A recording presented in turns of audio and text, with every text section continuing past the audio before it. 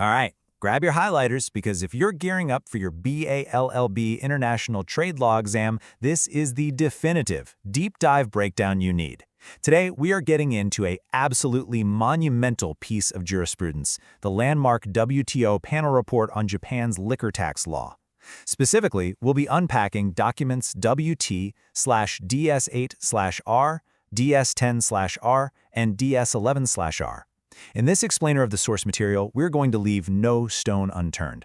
We'll meticulously unpack the dense legal arguments, the economic proofs, and the exact treaty interpretations that make this case such a massive cornerstone of international trade law. Here is our quick roadmap for how we'll dissect this case today. We're going to start with the factual background of the dispute, map out the legal framework of GATT Article 3.2, look at exactly why the panel rejected the aim and effect test, and then we'll dive deep into the specific analyses of Sentence 1 on like products and Sentence 2 on competitive products before wrapping up with the panel's final ruling. Let's get right into it. Setting the stage, let's look at how this whole dispute actually kicked off. To really grasp what's happening here, we have to look back a little bit. In 1987, a prior GATT panel report actually found that Japan's old grading system for alcoholic beverages violated trade rules because it essentially protected domestic producers. So, in response, Japan amended its liquor tax law in 1989. They abolished the ad valorem tax, got rid of the grading system, and narrowed the tax gap between imported and domestic liquors. Sounds like a fix, right? Well, not quite.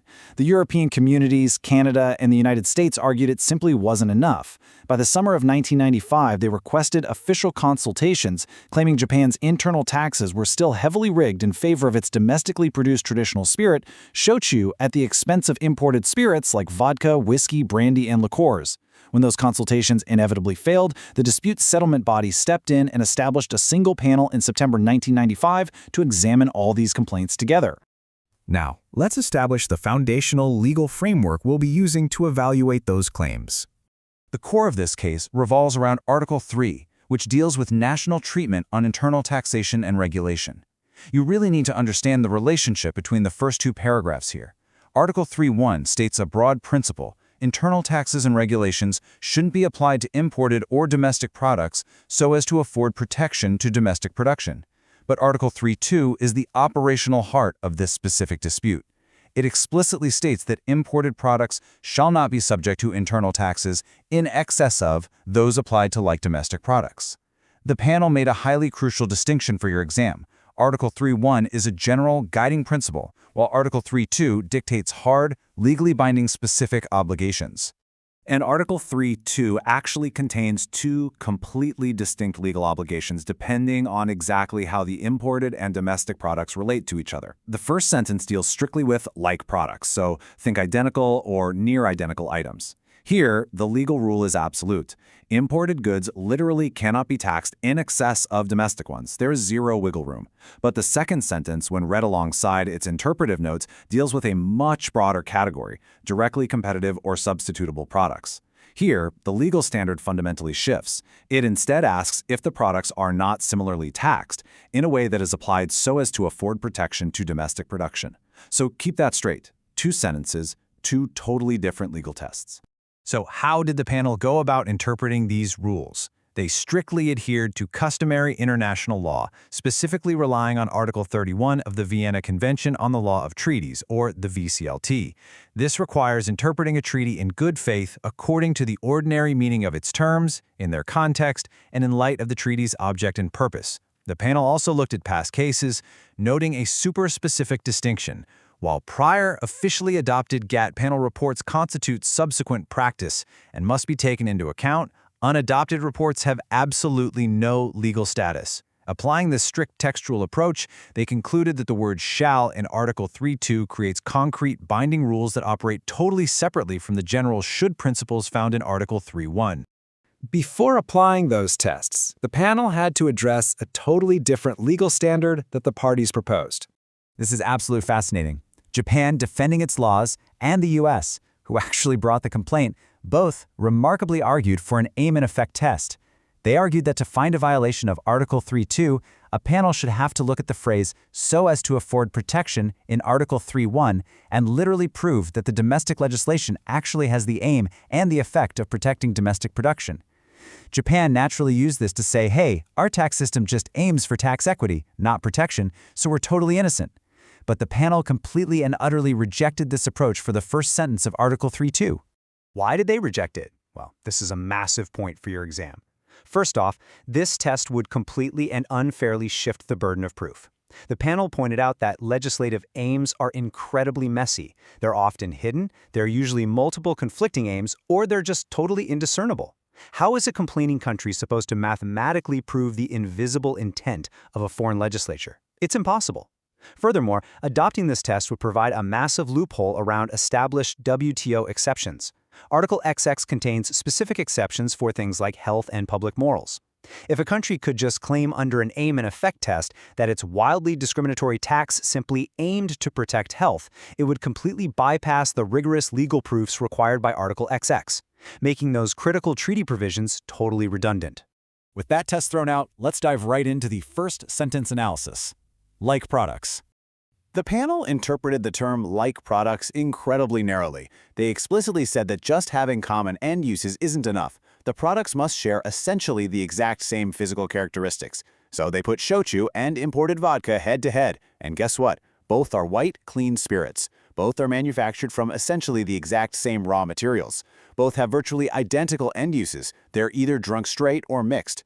In fact, they even share the exact same tariff binding in the Japanese schedule. The only technical definitional difference is that vodka is filtered through white birch charcoal, while shochu isn't. Because of this overwhelming physical identity, the panel definitively ruled that vodka and shochu are legally deemed like products. And here is the undeniable mathematical proof that imported vodka is taxed in excess of domestic shochu. Remember that strict liability standard of the first sentence? Look at these numbers. Shochu A is taxed at roughly 155,000 yen per kiloliter.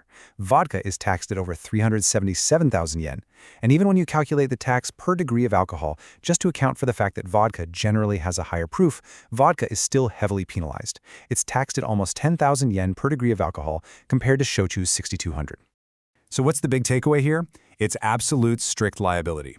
Because the panel established that vodka and shochu are indeed like products. Literally, any tax on vodka that is in excess of the tax on shochu is an inescapable violation of Article 3.2 first sentence. During the proceedings, Japan desperately tried to argue that the tax-to-price ratio between the two spirits was roughly constant and therefore trade neutral. But the panel shut that argument down immediately. Under the first sentence, protective aims, neutral effects, or complex price ratios simply do not matter. If the tax on the imported like product is mathematically higher, it's illegal. End of story. Okay, so that covers vodka. Let's move on to the second sentence and look at directly competitive products. Having settled the vodka issue, we now have to look at a much wider range of imported spirits, like whiskey, brandy, and liqueurs. Now, these clearly don't share the same physical traits as shochu. They have totally different colors, ingredients, and manufacturing processes, so they can't be like products. But are they directly competitive or substitutable? To figure that out, the panel turned to real-world economics. The absolute decisive legal criterion here is elasticity of substitution, meaning, do consumers actually switch between these products based on the price? To prove they do, the complainants provided a massively robust ASI study showing high cross-price elasticity between shochu and brown spirits like whiskey. But the most compelling proof was real-world market data. After Japan's 1989 tax reforms actually lowered the taxes on certain whiskeys, consumer demand immediately shifted toward them, conclusively proving they compete for the exact same consumer dollars. Now, Japan submitted its own consumer survey to try and prove they don't compete, but the panel threw it out entirely. Why? Because Japan's survey asked consumers about their preferences within the already heavily distorted, tax-heavy price regime. It basically baked the existing bias into the data, effectively hiding the true competitive relationship.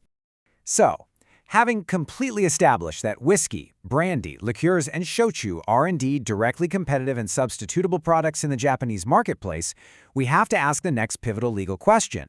Were these products similarly taxed? Remember, this is the specific benchmark for the second sentence. Just look at the staggering discrepancy in taxation across these directly competitive products. While domestic shochu sits very comfortably at a tax rate of just 155,700 yen per kiloliter, imported liqueurs are taxed at over double that rate. And look at whiskey and brandy. The discrepancy here isn't just some minor administrative rounding error. It is a massive, undeniable gulf in fiscal treatment. I really want to emphasize this massive, shocking tax figure per kiloliter on imported whiskey and brandy, 982,300 yen. It's astronomical compared to shochu.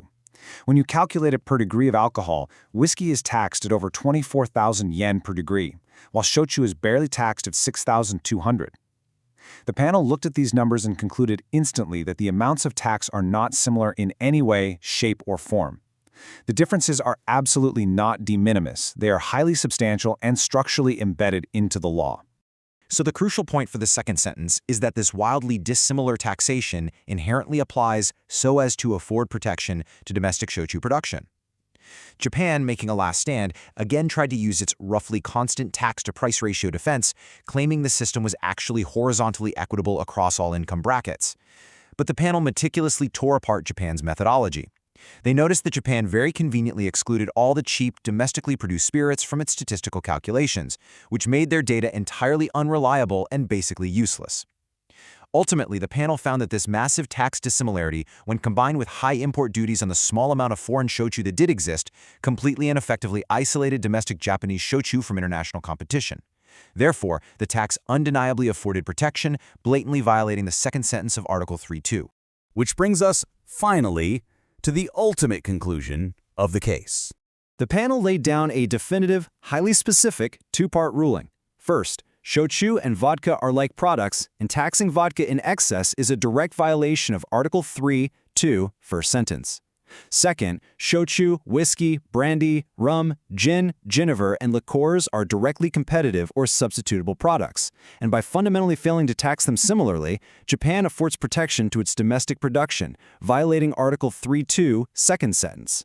The final recommendation was crystal clear. Japan must bring its liquor tax law into conformity with its international GATT obligations. This case is a truly monumental piece of jurisprudence because it so firmly establishes the rigid boundaries of Article 3. It completely dismantled the aim and effect test, reinforcing that domestic tax sovereignty absolutely cannot be used as a backdoor to protect domestic industries under the guise of complex internal policies. As you synthesize all this detail for your exam, consider this final provocative question. How will future WTO panels continue to balance a nation's sovereign right to design its own internal social and tax policies against these incredibly strict international free trade obligations? It's a massive tension that sits at the very heart of international trade law today. Good luck studying, and thanks for joining me for this deep dive.